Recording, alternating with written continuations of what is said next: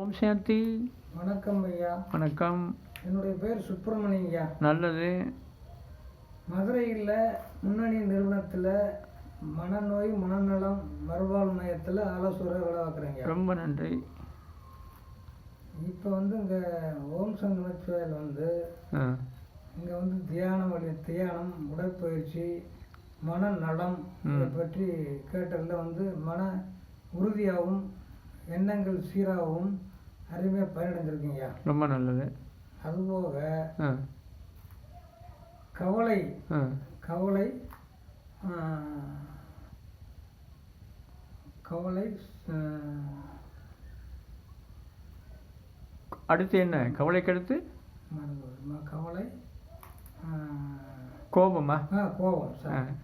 கவலை கோபம் இன்றைய சமுதாயத்தில் ஏன் வருகிறது, அதை பற்றி விளக்கமாக கூறினா ரொம்ப ரொம்ப பிரயோஜனமாக இருக்குங்கய்யா. நல்லது நல்லது நல்லது நல்லது நல்லது. நீங்கள் ஏற்கனவே ரொம்ப கவலையாக தான் இருப்பீங்களாட்டு தெரியுது. அதனால் முக்கியமாக கவலை மற்றும் கோபம் இந்த இரண்டு விகாரங்களிலிருந்து விடுபடுறது எப்படி அப்படிங்கிற சில கேள்வி கேட்குறீங்க. இதுக்கு மருத்துவ ஆராய்ச்சியாளர்கள், ஹோமியோபதி மற்றும் இயற்கை நல மருத்துவ ஆராய்ச்சியாளர் சொன்ன கருத்தை உங்களுக்கு உதாரணமாக காட்டி சொன்னால் உங்களுக்கும் கேட்குறவங்களுக்கும் நல்லா இருக்குன்னு நினைக்கிறேன். முதல்ல இந்த நமசிவே என்பது 5 தத்துவங்களை குறிக்கக்கூடியது. 5 தத்துவங்களும் 6 சுவைகளும் நம்ம உடம்புக்கு தேவை. அப்போ 5 தத்துவம் 6 சுவைகளால் இயங்கக்கூடிய இந்த உடம்புக்கு தேவையில்லை. ஏதாவது ஒன்று கூடினாலும் குறைச்சாலும் நோயாகப்படுறாங்க. அப்போ துவர்ப்பு, உப்பு, இனிப்பு, புளிப்பு, கசப்பு, காரம் என்ற இந்த 6 சுவைகளும் மனிதனுக்கு தேவைப்படுது. இதில் உப்புங்கிற ஒரு சத்து கூடி போச்சுன்னா, ஒரு சுவை கூடுனா அது என்ன செய்யுதுன்றத இந்த இயற்கை நல மருத்துவ ஆராய்ச்சி சொன்ன கருத்தை சில குறிப்பாக காட்ட விரும்புகிறேன்.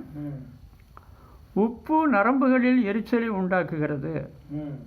உப்பு உடலில் உள்ள கால்சியம் என்ற சத்தை திருடி பற்களையும் எலும்புகளிலும் சக்தி இழக்க செய்கிறது. உப்பு உடம்பில் உள்ள பாதுகாப்பு சவுகளை அரித்து விடுவதால் அல்சர், குடல்புண், பிராங்கைட்டிஸ் போன்ற நோய்களை உண்டாக்குகின்றன. அவர்கள் உப்பை உடனே நிறுத்தியாக வேண்டும். ஆக இப்போ பாருங்களேன், இவங்க சொன்ன குறிப்பில் நல்ல ஒரு உங்களுக்கு குழு பாயிண்ட் கிடச்சிருக்கும். உப்பு நரம்புகளில் எரிச்சலை உண்டாக்குகிறது. அப்போ உப்பு நரம்புல எரிச்சலை உண்டாக்குனா மனுஷன் என்ன செய்வான்? இயற்கையில் சாதாரண சின்ன விஷயத்துக்கும் கோவப்படுவாங்கல்ல. கண்டிப்பாக நரம்பு எரிச்சலாக இருந்தாலே அப்படி தூக்கமின்மைன்றது நமக்கு அனுபவப்பட்டிருக்கோம். அப்போ நாம் என்ன செய்யணும்? நரம்புடைய எரிச்சலை கட்டுப்படுத்திட்டோம்னா கோபம் என்பது போயிடும். அப்படின்றதுக்கு இந்த உப்பு குறைப்பதனாலே நம்ம அடைய முடியுன்றது இதில் நமக்கு தெரியுது. இதையே ஹோமியோபதி மருத்துவர்கள் சொல்லியிருக்கிறாங்க. ஹோமியோபதி மருத்துவ ஆராய்ச்சி என்ன சொல்கிறாங்கன்னா, உப்பின் குணத்தை பற்றி சொல்லும்போது மனம் என்னவாகும் உப்பு அதிகரிச்சா அப்படின்னு சொல்லி என்ன சொல்லியிருக்காங்கன்னா, கவலை, தனியாக இருக்க பிரியம், சிரிப்பதும் சிறிது நேரத்தில் அழுவதும், காரணமில்லாமல் சிரித்தல், காரணமில்லாமல் துக்கப்படுதல், ஆறுதல் சொன்னால் கவலை அதிகரிக்கும், ஆத்திரம், ஞாபக மறதி, திருமணமாகியிருந்தும் பெண் வேறொரு ஆண்மகனையோ, வேலைக்காரன், பால்காரன், வண்டிக்காரன் போன்ற பிற மனிதர்களை காதலித்தல், கணவன் பிறரின் மனைவியையோ வேலைக்காரியோ தாம் செய்வது தவறு, துரோகம் என்று தெரிந்திருந்தும் அந்த காதலை கட்டுப்படுத்த முடிவதில்லை. நேற்றமூர் ஒன்றுதான் அதை கட்டுப்படுத்தும். ஹோமியோ மருந்துகள் மனநோய்களையும் சரிப்படுத்துகிறது என்பது தெளிவு. பார்த்தீங்களா? கவலை எங்கே உருவாகுது? மனித உறவுகளுக்கு நியமங்களை மீறும்போது அப்படிப்பட்டதையும் இந்த உப்பு என்பது கட்டுப்படுத்த. எப்போ? உப்பு ஜீரணிக்குமா இருக்கும்போது. ஹோமியோ மருந்தில் உப்பை நேற்றம்பூன்ற பேரில் என்ன செஞ்சுருக்காங்கன்னா, உப்பு நம்ம சாப்பிட்ட உடனே ஜீரணிக்கிற மாதிரி அணுவாக்கி கொடுத்துருக்குறாங்க. அப்போ இந்த மாதிரி மனநோய்கள்லாம் உப்பு என்ன செய்யுது? கட்டுப்படுத்துது. அப்போ மனிதனுக்கு உறவுகளுக்கு இருக்கக்கூடிய நியமங்கள் சரியாக இருந்து இந்த உணவுகளை அறுசுவையும் சரியாக பயன்படுத்தினாலே கவலையும் கோபமும் நீங்குங்கிறது இந்த இயற்கை உணவை பற்றி நம்ம தெரிஞ்சுக்கிட்டோம். அடுத்து கவலைங்கிற வார்த்தைக்கு என்ன பொருள் தெரியுங்களா? அதில் கவலை எப்படி, கவலைன்ற வார்த்தை எப்படி உருவான்னு கேட்டிங்கன்னா, இந்த மாதிரி உணவு விஷயத்திலையும் நியமங்களுக்கு உறவுகளுக்கு மத்தியில் இருக்கிற நியமங்கள் போன்ற விஷயத்தில் கவனம் இல்லாமல் இருப்பது. கவனம் கூட்டல் இல்லை, தட் இஸ் ஈக்குவல் டு கவலை. கவனம் கூட்டல் இல்லை இரண்டும் சேர்ந்தால் கவலை. கவலை. அப்போ எந்தெந்த விஷயம் நம்ம கவனம் வைக்கணும்?